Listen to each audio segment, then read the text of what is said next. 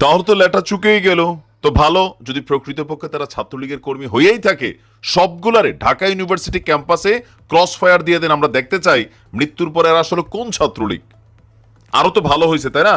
ছাত্রলীগ হলে এখন cross fire দেওয়াটা আরো সোজা, আইনের কাছেও এদেরকে ধরা সোজা, ধরাই দিতে হবে। আজকে বাংলাদেশে যে ঘটনা ঘটেছে, সেই ঘটনাটা কোনো অ্যাঙ্গেলে আসলে মেনে নেওয়ার মতন আমি এটা দেখছি না। আপনারা জানেন যে ঢাকা ইউনিভার্সিটিতে যেই ছাত্রটার সাথে 3 দফায়, ঠান্ডা মাথায় 3টা দফায় কি বলা হয়েছে, ছেলেটাকে হত্যা করা হয়েছে ঠান্ডা মাথায় মাইরা। এখন ঘটনার সূত্রপাতে এখানে বেশ কয়েকটা নাম আসছে।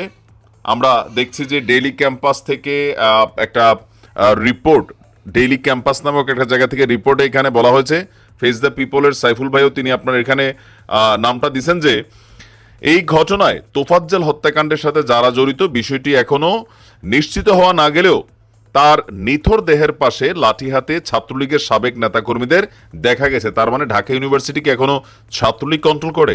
একটা প্রশ্নবোধক চিহ্ন আসছে। সূত্রের তথ্য অনুযায়ী গেস্ট রুমে তোফাজ্জলের হাত বেঁধেছে জালাল। সুমন চোখ বন্ধ করে মেরেছে তাকে, মারতে মারতে তোফাজ্জল পড়ে গেছে। এরপরে পানি এনে তাকে পানি খাওয়ানো হলে সে উঠে বসে। এ সময় সবাই হাততালি দেয়, সবাই খুশি হয়, কারণ তাকে আবার মারতে পারবে। এরপর শুরু হয় আবার পেটানো। এই দফায়ও সবচেয়ে বেশি মেরেছে ফিরোজ। পরে পদার্থ বিজ্ঞানের 18-19 সেশনের জালাল আসে। জালাল এসে আরো মারতে উৎসাহ দেয়, বলে মার, ইচ্ছা মতো মার, মাইরা ফেলিস না একবারে। এ সময় গ্যাস লাইট দিয়ে আপনার পায়ে আগুনও ধরিয়ে দেওয়া হয়। পরে সুমন এসে তোফাজ্জলের ভ্রু এবং চুল কেটে দেয়।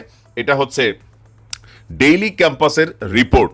এবার আসেন আমরা আমাদের গণমাধ্যমগুলোর আরেকটা রিপোর্ট দেখি, মূলধারার গণমাধ্যমগুলোর। সেখানে বলা হয়েছে যে আসলে মূল ঘটনাটা কি ঘটছিল। নাম প্রকাশে অনিচ্ছুক একজন ছাত্র, তার বক্তব্য হচ্ছে যে আপনার তখন আনুমানিক সন্ধ্যা 7টা বা 7:30 আমাদের ফজলুল হক মুসলিম হলের ফুটবল খেলা চলছিল। শহীদ ইমতিয়াজ বনাম শহীদ আবু সাইদ একাদশের খেলা হচ্ছিল। তখন আপনার ওই মুহূর্তে একজনকে সাধারণ শিক্ষার্থীরা চোর সন্দেহে আটক করে। আটকের ফলে আপনার তাকে এখানে প্রাথমিক মারধর দেওয়া হয়। তবে কাকতালীয়ভাবে এদিন আরেকটা ঘটনা ঘটছে কি, ওই দিন তাদের হলের 6 জনের 6টি মোবাইল সকালবেলা আপনার এখান থেকে নাকি চুরি হয়ে গেছিল। তো এই ইস্যুটাতেই আপনার মেইন ঝামেলাটা পাকালো। তখন সাধারণ শিক্ষার্থীরা তাকে প্রথমে ধরে নিয়ে আপনারা কি করলো, যে হলের যে গেস্ট রুম আছে সেইখানে নিল। প্রাথমিক 1 দফা মাইট্রেট দিল, তারপর তাকে জেরা করলো। এরপরে তাকে হলের ক্যান্টিনে ভাত খাওয়ানো হলো। ভাত খাওয়ানোর পরে আরেক দফা মাইট দেওয়া হইলো।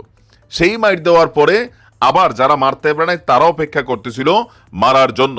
এর মাঝখানে আমাদের ফজলুল হক যে ক্যাম্পাস আছে, এই ক্যাম্পাসের যারা প্রক্টোরিয়াল বডি আছে, মানে হলগুলোর যারা দেখাশোনা করেন, তাদের একটা টিম আসলো ছেলেটাকে কি আসে বিষয় জানার জন্য, নিয়ে যাওয়ার জন্য। তারা তখনও দিল না, না দিয়া আবার মারলো। টোটাল কয় দফায় মারলো? 3 দফা। ভাবতে পারেন। এই তোফাজ্জল সম্পর্কে বক্তব্য, সে অতীতে ছাত্রলীগ করত। কিন্তু এই ছেলেটা কি জানেন, একটা মানসিক ভারসাম্যহীন। আজকে আমরা যখন নিউজটা করছি তখন বের হয়েছে যে বাপ নাই, মা নাই, ভাই নাই, বোন নাই, মারা গেছে তার পরিবার অনেক আগে। তার বাড়ি হচ্ছে বরগুনার পাথরঘাটার কাঁঠালতলি এলাকার ছেলে। মানসিকভাবে সে অনেকটা আঘাতগ্রস্ত। কেন? প্রেম করতো এক সময় চেয়ারম্যানের মেয়ের সাথে। তো সেই মেয়ের যখন বিয়ে হয়ে গেছে, মানসিকভাবে ভারসাম্য। ঢাকা ইউনিভার্সিটির ছাত্র সে না, তো তাহলে ঢাকা ইউনিভার্সিটিতে সে কি করে?